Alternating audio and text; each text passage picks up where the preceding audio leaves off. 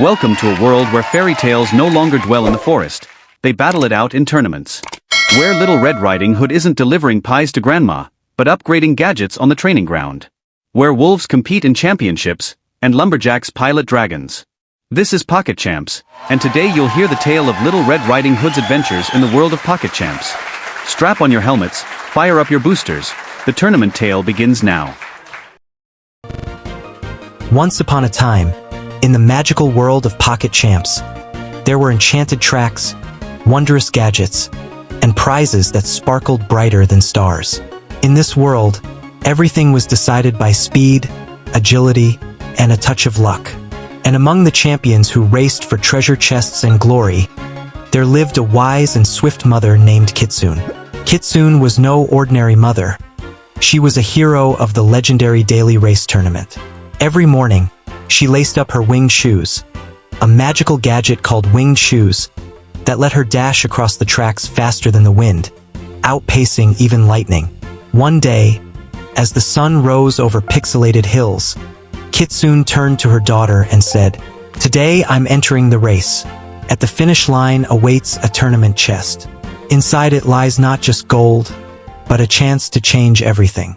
The path will be tough, and I need your support." And off she ran. The track was no easy path. Sharp turns, tricky traps, and rival racers. Everything like a true fairy tale. But Kitsune didn't falter. Her shoes gleamed, and her footsteps echoed like the music of victory. She passed them all, crossed the finish line, and claimed her prize. A marvelous chest filled with rewards. Meanwhile, her daughter, Red Riding Hood, was preparing for her own challenge. Her journey led to the training playground, where no gadgets were allowed, only agility, strength, and determination. Red Riding Hood was no ordinary daughter. She was a heroine in her own right. No gadgets, no magical devices, but with agility that could trick gravity itself, and strength born from every movement. Before her stretched the training playground. No spells, no shortcuts, just platforms, stars, and traps that appeared out of nowhere. It was a place not for tools, but for spirit. She adjusted her hood, took a deep breath, and stepped forward.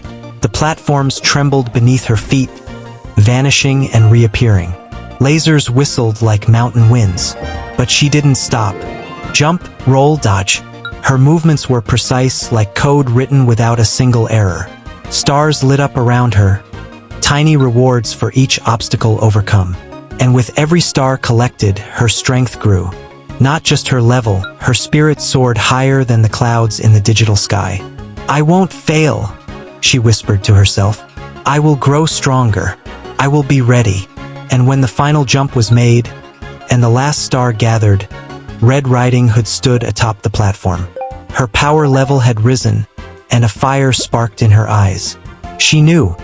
Ahead lay not just another tournament. Ahead waited someone hiding behind a grandmother's mask. Granny Wolf was already waiting.